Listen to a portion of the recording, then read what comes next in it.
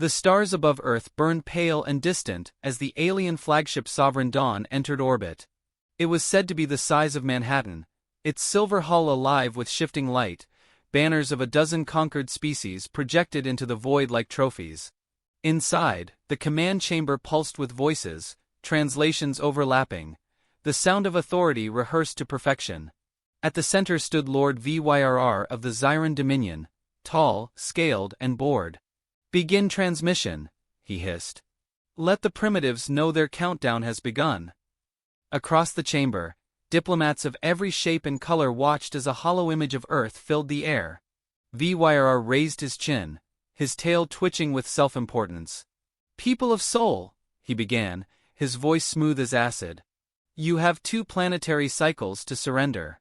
After that, your oceans will boil, and your cities will drift as ash in orbit." He paused dramatically, waiting for the gasps he expected from the human side of the transmission. Instead, he got static. Then, laughter. Not loud laughter, but a quiet chuckle, soft and entirely human. A woman's voice followed. Sorry, was that your real speech or the trailer for a movie?" A murmur spread through the alien ranks.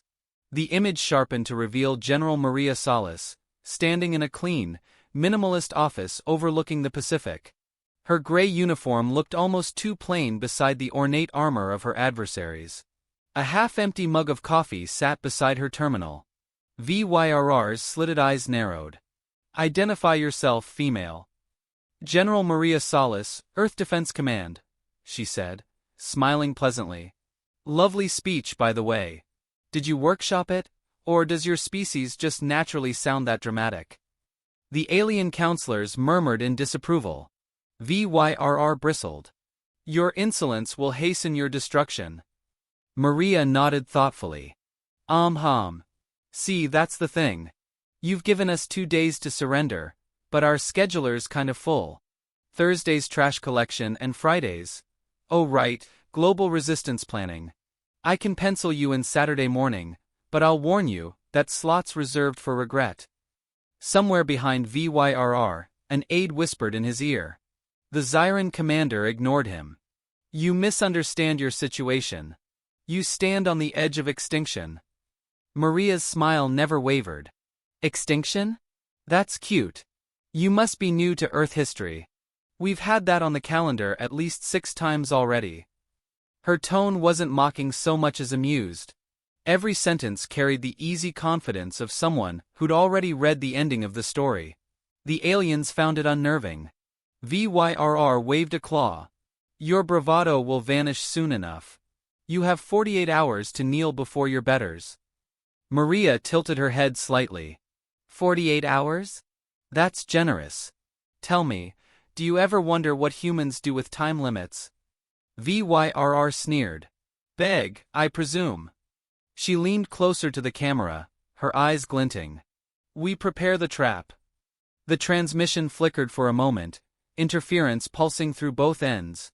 When the signal stabilized, Vyrr straightened, pretending not to notice the unease spreading among the council delegates. "Idle threats," he said. "Your species hides behind words." "Maybe," Maria said. "But we're very good at words. Especially the ones we use before something goes boom." She set her mug down and clasped her hands neatly on the desk. "Look, Commander, I understand this is protocol for you. Issue ultimatum, look scary, conquer planet. But Earth's a bit different. We don't scare properly. You threaten us with extinction, and we turn it into a holiday sale." One of the alien diplomats, a crystalline being from the Tauran Collective, interjected, its voice musical but cautious. "General, surely you realize resistance is futile. The Dominion's fleet numbers in the millions." Maria smiled kindly. "That's adorable. You counted." Vyrr's tail lashed the floor. "Enough. You will submit." She sighed. "Oh, I wish I could really. But I've got a stubborn streak. Comes with the species. You see, every time someone tries to break us we get creative. It's a reflex, like blinking." The holographic feed began to distort again, this time from the Zyran ship's end. Their technicians scrambled to stabilize the connection. For a brief instant, an encrypted icon flashed in the lower corner of the screen on Maria's side. A digital smiley face, small and bright. She didn't acknowledge it. VYRR leaned forward until his fanged snout filled the projection. 2 days human. Maria regarded him with quiet fascination, as if studying a new species of insect. You ever time yourself, VYRR? He blinked. What? How long you actually last when you pick the wrong fight? She ended the transmission. For a few seconds, silence filled the alien command deck. The delegates shifted, whispering in multiple languages. One of them, a cautious aquatic envoy, asked, Are you certain they are not bluffing? VYRR laughed, a low, dangerous rumble. They are primitives playing soldier. Their fear hides behind humor. But far below on Earth, Maria turned from the window as her assistant entered, pale and nervous. Ma'am, the council, what did they say? Maria poured herself more coffee. Same as always. Surrender or die. They gave us 2 days. Her aide exhaled shakily. And your response? She sipped, unbothered. I told them they wouldn't last 2 seconds. He stared. You think they'll really attack? She smiled faintly. They have to.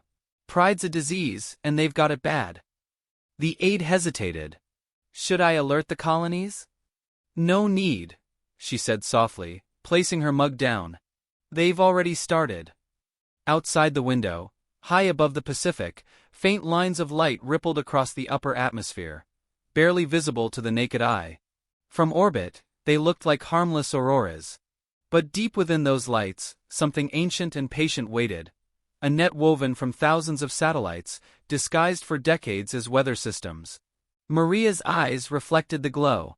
48 hours, she murmured. That's enough time to let them feel safe. The aide frowned. And then, she said, smiling at the horizon, we show them what 2 seconds can do. In orbit, Lord VYRR stood before the vast viewing window of his flagship, staring down at the blue planet. They mock us, he snarled. They believe defiance will save them. His advisor hesitated. Commander, their confidence seems unnatural. VYRR's tail curled. Confidence without power is delusion. Prepare the siege fleet. As his officers obeyed, a faint pulse flickered through the ship systems, an untraceable data echo. It moved from ship to ship, whispering through their networks like static laughter before fading away. None of them noticed. Down on Earth, Maria turned off the lights in her office and stepped into the hall. Operation Blacklight, she said into her comlink. Begin silent phase. A mechanical voice replied, calm and emotionless. Timer started. Maria smiled again, the same quiet, polite smile that had unnerved the entire Galactic Council. The kind of smile that didn't promise mercy. The Zyran Dominion's fleet drifted above Earth like a crown of daggers. Their ships, sleek and serpentine, cast long shadows across the planet's clouds, waiting for a command that never came. 40 hours had passed since the ultimatum, and the galaxy's most powerful armada was restless. Every species in the coalition expected fear, riots, desperation. Instead, they saw beach parties, football matches, and late-night comedy broadcasts. Earth was laughing. Lord VYRR sat in his command throne, claws drumming against the armrest. Why are they not evacuating? He demanded. Where is the panic? His intelligence officer, a translucent amphibian named Rel, adjusted his visor nervously. Our surface scans indicate normal activity, Commander. Human energy signatures are stable. Civilian communications, have increased tenfold. VYRR leaned forward. Tenfold? Yes, sir. But, not distress calls. The alien hesitated. They're memes. Memes? VYRR repeated the word as if it were venom. Humor transmissions, sir. They are mocking us. Rel projected several images into the air. Human internet posts showing Zyran ships captioned with phrases like, when you threaten Earth before coffee and 2 days? Bro, we do wars between seasons. The command deck filled with confused murmurs. VYRR hissed. They're joking about the end of their world? Rel shrugged helplessly. It appears to be a coping mechanism. VYR turned toward the grand window, the blue sphere hanging serene below. No creature jokes at extinction.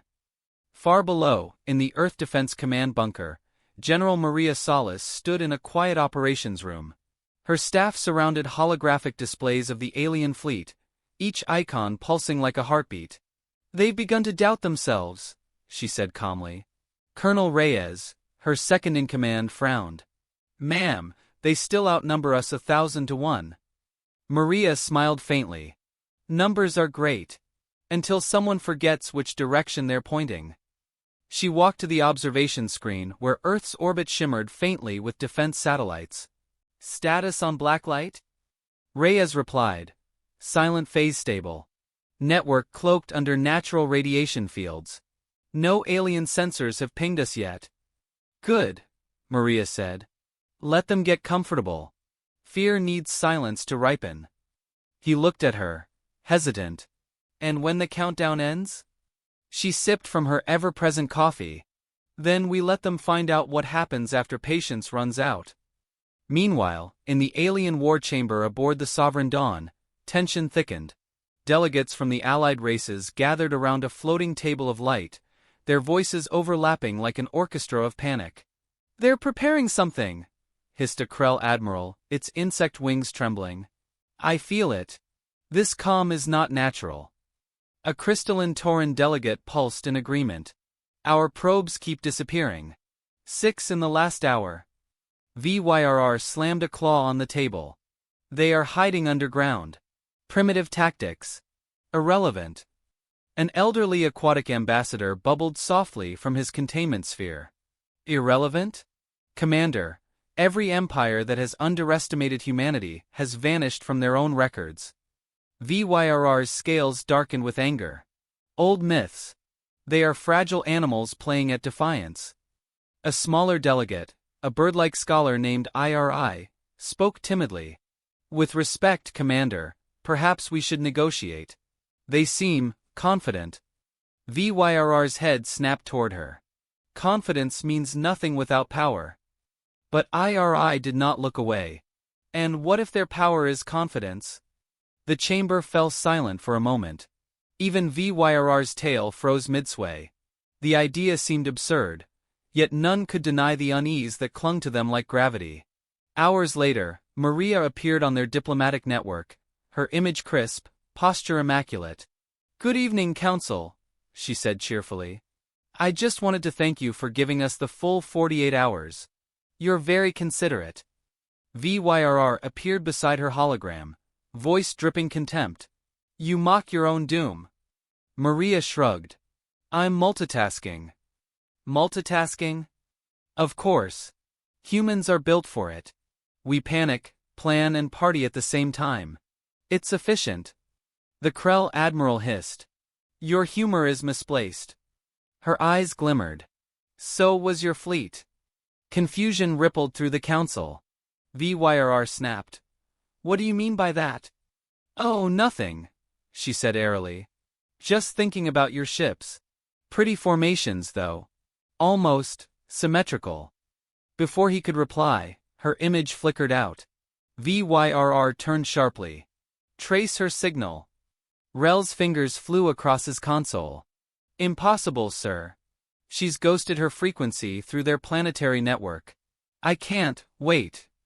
He froze. Commander.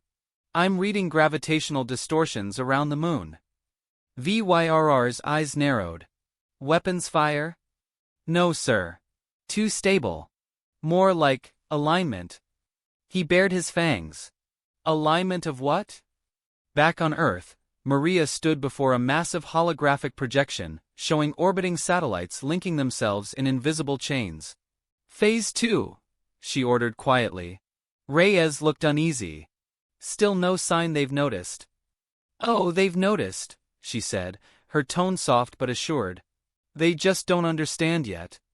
On the alien flagship, a low alarm pulsed through the hull. Spatial anomaly detected, Rel called out. Near side of Luna. VYRR frowned. What kind of anomaly? It's producing music. The bridge officers exchanged confused glances as a faint melody filled the air. Soft, human jazz filtering through their comms. VYR roared. Cut the signal. Rel's gills fluttered. It's not coming from us, sir. It's bouncing off our own satellites. Somewhere deep in the human command bunker, a technician grinned at his console. Signal strength confirmed. Operation Blacklight remains undetected. Moon phase stable. Maria folded her arms. Good. Now we wait. Fear always needs the courtesy of time. Her aide, a younger lieutenant, watched her nervously. Ma'am, how can you stay so calm?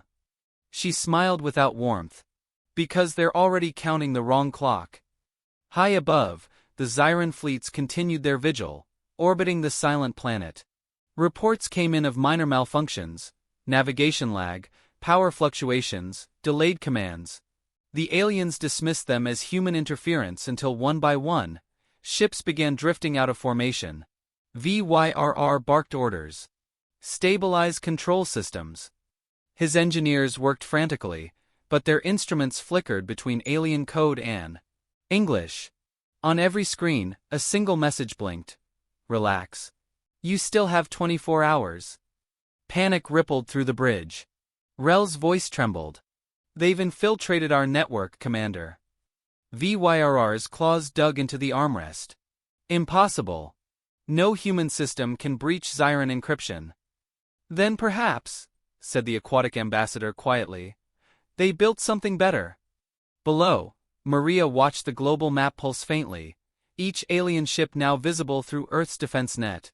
They're confused, Reyes said. Do we strike? Not yet, Maria replied. They need to believe we're merciful before they learn we're not. Her words hung in the air, calm and cruel. The officers exchanged wary glances. They all knew her reputation, the tactician who won wars with patience instead of firepower. As the hours passed, reports flowed in from around the world. Civilian life continued unbroken. Musicians streamed live concerts. A late-night host joked about visiting lizard tourists. Humanity had turned invasion into entertainment. From orbit, VYRR stared down at the glowing planet, his confidence fracturing. Why aren't they afraid? He whispered. Rel hesitated, then said softly. Maybe they are. They just hide it better than we do. VYRR growled. Prepare to attack at dawn. And far below, Maria stood in the dawn light filtering through her office window, eyes fixed on the clouds. Let them, she murmured. They'll make it easier to see the fireworks. The clock above her terminal blinked. 00:08:00:00. The countdown had begun. Dawn broke over the Pacific in a shimmer of gold. But in orbit, the light came from engines and fear. The Zyran Dominion's fleet began its descent. Millions of tons of polished metal cutting through the upper atmosphere like a storm of mirrors. Below, humanity waited in deliberate stillness. Every major city had gone dark. No broadcasts. No radar. Just silence, a kind of silence that listens back. Lord VYRR stood on the bridge of the Sovereign Dawn, his voice sharp and decisive. Begin planetary strike. 2 days are over. Energy signatures flared as the fleet's cannons powered up. But the moment the first volley launched, the light twisted midair, bending into curves that shouldn't exist. The bolts vanished like stones thrown into water. The bridge lights flickered, and suddenly, every display on the Zyran ships went black. VYRR barked. Status report. Rel's voice cracked through the static. We've lost target locks, navigation is blind, communication channels, repeating signals we didn't send. What signals? Rel hesitated. Their coordinates, sir. All of them point to the moon. Far below, in the Earth Defense Command bunker, General Maria Salas watched the same moonlight flicker across the ocean. Blacklight Phase 3, she said calmly. Run it. A technician's fingers flew over glass controls. From every corner of orbit, dormant satellites awoke, turning their faces toward the moon. They began to hum, Low, rhythmic, harmonic. Colonel Reyes whispered. They're taking the bait. Maria nodded. Good. Let them think the moon's the weapon. It's always fun when the magician gets to misdirect. The alien fleets reoriented toward Luna, forming a dense ring of warships. VYRR smirked, recovering his poise. At last, they reveal their hand. Fire on the source. Thousands of plasma bursts lit the dark like new suns. Yet each shot curved, slowed, then folded back into the ships that fired them. The impacts rippled like slow explosions in syrup. Beautiful, silent, impossible. The fleet's formation fractured. Maria leaned forward. They've tripped the fold net. Above the chaos, a deep vibration rolled through the void. Hidden arrays, ancient, invisible to alien sensors, linked between Earth's magnetic poles and the lunar orbit. The humans had built it quietly for decades, disguised as weather systems, telecommunications, and debris. It wasn't a weapon of destruction. It was worse. Every ship in orbit began to drift, navigation rewritten, propulsion distorted. Even gravity itself started to feel wrong. VYRR staggered, his tail slamming the floor. What is happening to my fleet? Rel stared at the trembling instruments. Sir, they've inverted our inertia grids. We're moving, but space is moving with us. On Earth, Maria gave the next order. Initiate broadcast overlay. A soft chime filled every alien comm channel, followed by a woman's calm voice. This is a courtesy message from Earth Defense Command. Your systems are experiencing unexpected technical difficulties. Please hold. A representative will be with you shortly. Every word was delivered with the politeness of an airline announcement. Alien officers shouted, slamming controls. The message only grew louder. Maria turned to her team. Add background track. Within seconds, an old Earth tune, Elvis Presley's Suspicious Minds, drifted through the static across the entire fleet. Colonel Reyes stifled a grin. They're going to lose their minds. That's the idea, Maria said softly. Fear's funnier when it has a soundtrack. On the Sovereign Dawn, panic ignited. Holograms glitched into cartoonish faces, system warnings replaced by emojis. Pilots screamed as their ships spun without thrust. VYRR grabbed the rail, snarling. Shut it down. Shut everything down. Rel's voice quivered. We can't. They've hijacked the harmonics. We're caught in a resonance field. Every move amplifies it. Then fire blind. No point, sir. The energy discharges loop back. VYRR's glare flicked toward the viewport. The moon glowed brighter now, but not from itself, from reflection. He realized it wasn't the source. It was the mirror. Maria's voice came over open channel, clear as crystal. Commander VYRR, this is General Solace. You asked for surrender terms. Here's mine. Stop breathing down our necks. VYRR hissed. You dare mock the Dominion? Oh, VYRR, she said with weary amusement. I don't mock people who can't keep up. I explain things slowly. Her voice grew colder. 2 days ago, you gave us an ultimatum. 2 days is a long time for humans. We built cathedrals in less. VYRR lunged at the controls himself, but every system flashed red. His fleet was now a constellation of glowing failures. He could see smaller ships colliding, drifting helplessly, drawn into orbits defined by something unseen. Maria gave her final command. Activate the blackout. The technician pressed a single key. Across the sky, every human satellite blinked once, and vanished from visible spectrum. The entire planet dimmed as if swallowed by shadow. For the aliens, all sensors went dark. Power drained. Light died. And then they saw it. Not a beam, not a weapon, just a ripple across reality, as if space itself smiled. In that silence, Maria's voice returned, softer, almost kind. We told you not to count the hours. You should have counted the people. The Sovereign Dawn began to tremble, caught in an invisible web. VYR clutched the rail, shouting, You can't do this. You'll destroy everything. Her tone was calm. We could. But we won't. That's the difference between survival and cruelty. Every alien ship systems blinked once, then reset. Engines offline. Weapons disarmed. Communications restored. The blackout ended, leaving the fleet paralyzed but intact. Rel whispered awed. They spared us. VYRR sagged, fury and disbelief mingling in his voice. They toyed with us. We were never fighting a war. We were part of a test. Maria stood in her command room, watching the lights of the disabled fleet sparkle like a frozen constellation. And they passed, she said quietly. Reyes exhaled. Ma'am, all enemy systems are neutralized. They're stranded. Orders. Send them a message. He hesitated. What should it say? She smiled faintly. Just 2 words, told you.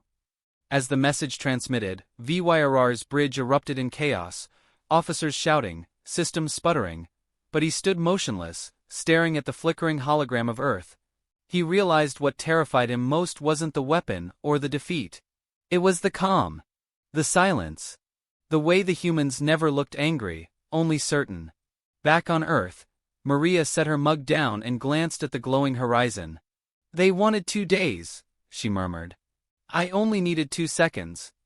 The galaxy hung quiet, wrapped in the stunned hush that follows a lesson too large to speak of. The Zyran fleet, once a storm of precision, now drifted above Earth as a slow-moving graveyard of pride. Engines flickered weakly. Power cells grown back to life one by one. Every weapon was offline. Inside the Sovereign Dawn, the alien crew spoke in low voices, the kind reserved for sacred places or crime scenes. Lord VYRR sat slumped in his command chair. A king whose crown had melted. His eyes were dull reflections of the blue planet below. He had not moved in hours. Around him, technicians tried to make sense of their restored systems. None dared ask why they'd been spared. Rel approached quietly. Commander, communication channels are open again. VYRR's voice was a rasp. And who would speak to us now? Before Rel could answer, a soft chime filled the bridge. The holographic display flared to life, revealing General Maria Salas. She stood in the same plain office as before, sunlight streaming through the window, coffee in hand. The difference was in her eyes, calm still, but no longer amused. There was gravity in her ease. Good morning, Commander, she said. I trust the blackout gave you time to think. VYRR rose unsteadily. You crippled the greatest fleet in the galaxy. What do you want from us? Understanding, she replied simply.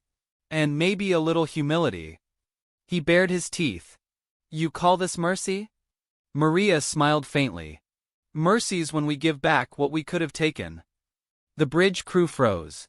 Rel swallowed hard, realizing she meant not the fleet, but existence itself.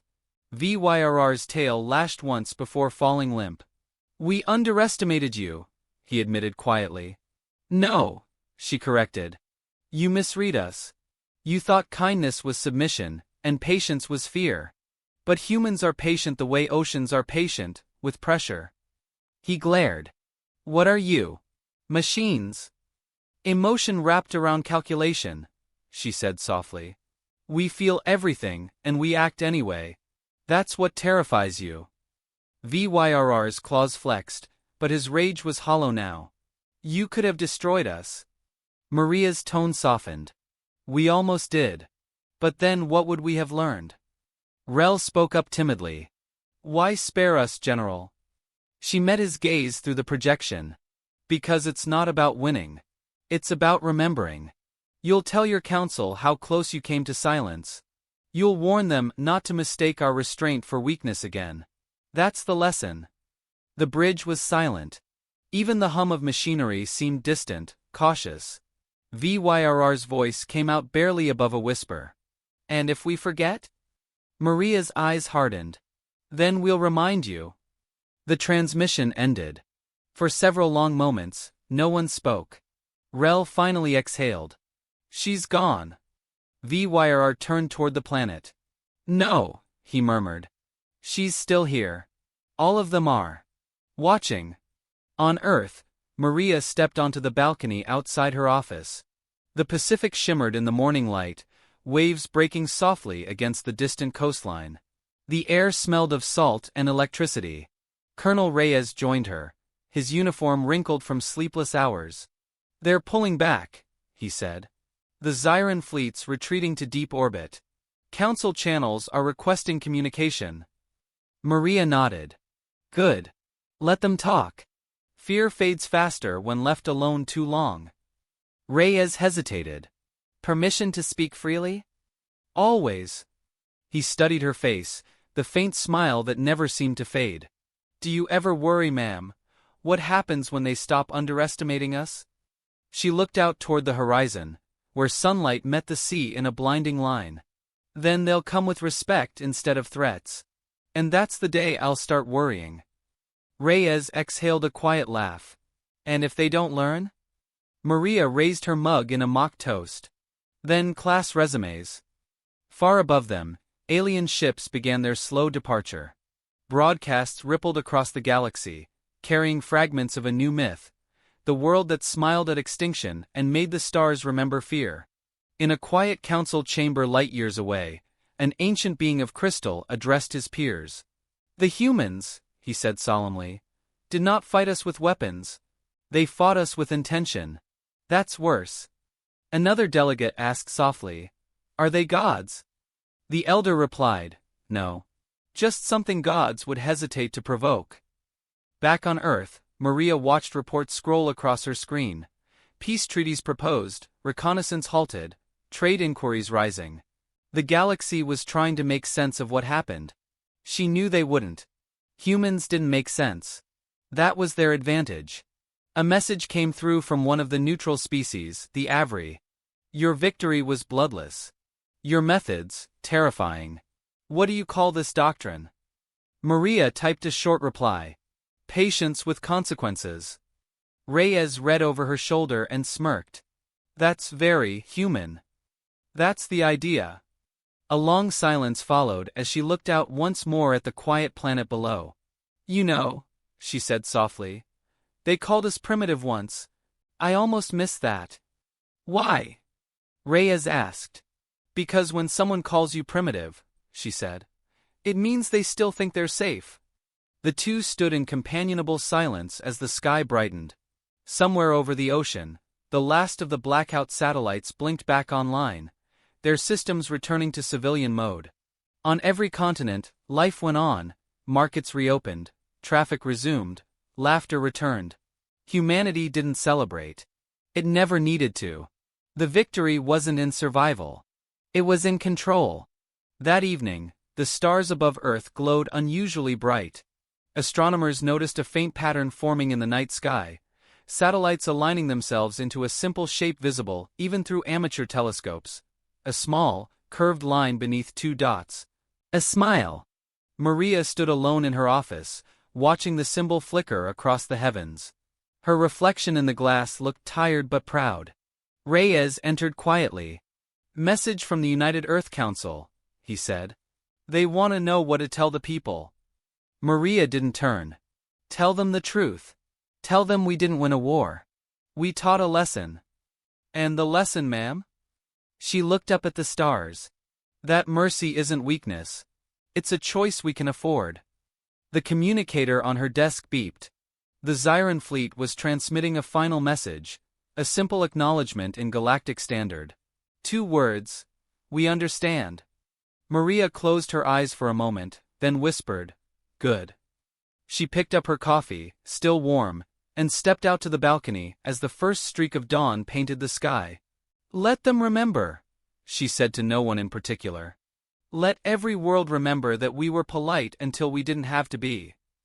The sun rose fully, light spilling across oceans and cities, touching every quiet street and every hidden defense still watching the stars.